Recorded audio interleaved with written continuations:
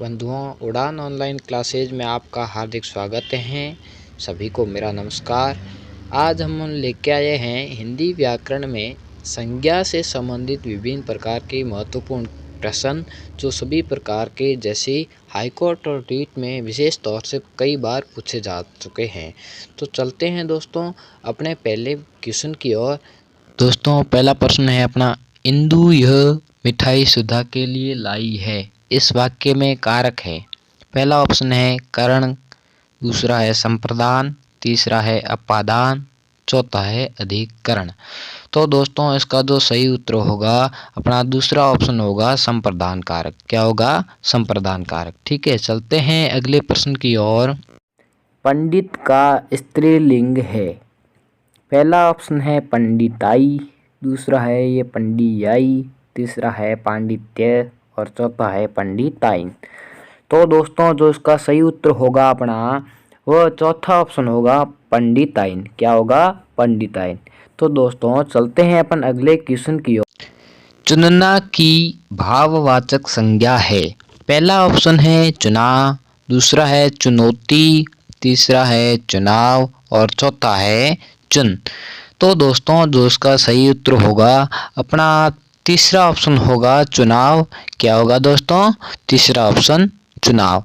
तो चलते हैं अगले प्रश्न की ओर।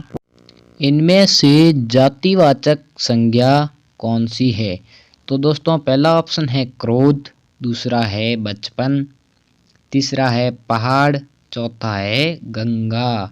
तो दोस्तों, इसका जो अपना सही उत्तर होगा वो होगा तीसरा ऑप्शन होगा पहाड़। क्या होगा? तीसरा ऑप्शन पहाड़। चलते हैं अगले प्रश्न की ओर। इनमें से भाववाचक संज्ञा कौन सी है? तो पहला ऑप्शन है लोहा, दूसरा है घृणा, तीसरा ऑप्शन है गंगा और चौथा है बनारस। तो दोस्तों, इसका जो सही उत्तर होगा वो अपना दूसरा ऑप्शन होगा घृणा। क्या होगा? घृणा। तो दोस्तों, चलते हैं अपने अगले क्वेश्चन की ओर। दोस्तों, बुढ़ापा कौन सी संज्ञा है? तो पहला ऑप्शन होगा व्यक्तिवाचक संज्ञा, दूसरा है जातिवाचक संज्ञा, तीसरा है भाववाचक संज्ञा और चौथा है विशेषण। तो दोस्तों, इसका जो सही उत्तर होगा अपना वो होगा तीसरा ऑप्शन भाववाचक संज्ञा। कौन सी? भाववाचक संज्ञा हो जाएगी बुढ़ापा। चलते हैं अगले क्वेश्चन की ओर। मोहन सो रहा है, इस वाक्य में मोहन किस रूप में है? पहला ऑप्शन है कर्म, दूसरा है पूरक, तीसरा है करण, चौथा है कर्ता। तो दोस्तों, इसका जो सही उत्तर होगा अपना वह होगा कर्ता, चौथा ऑप्शन। ठीक है, चलते हैं अगले क्वेश्चन की ओर। इनमें से भाववाचक संज्ञा कौन सी है? पहला ऑप्शन है दोस्तों अच्छा, दूसरा है मधुर, तीसरा ऑप्शन है सुंदर, चौथा है अच्छाई।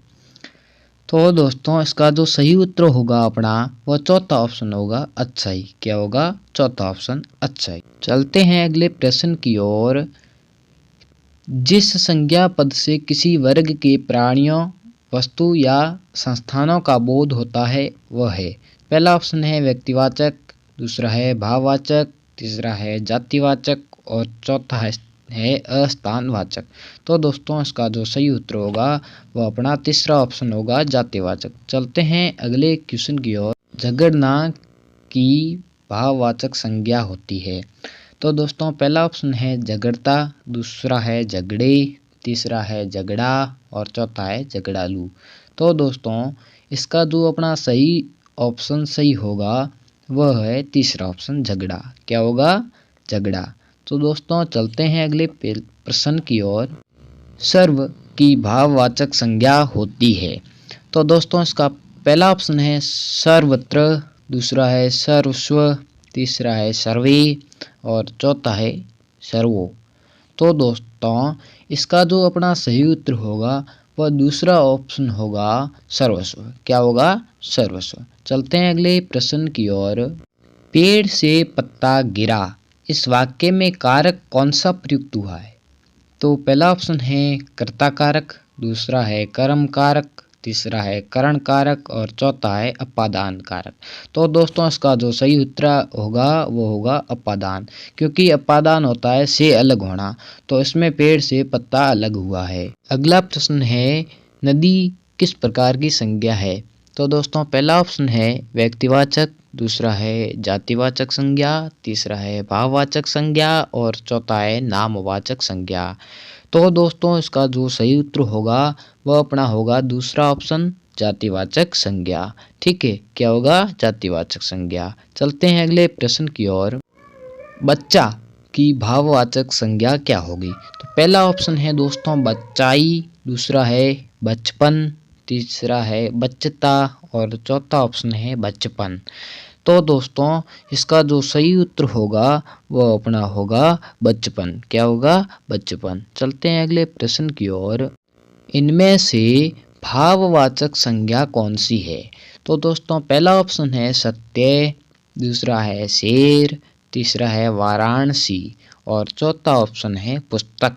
तो दोस्तों इसका सही उत्तर होगा वो अपना पहला ऑप्शन होगा। क्या होगा पहला ऑप्शन सत्य। कौन सा सत्य।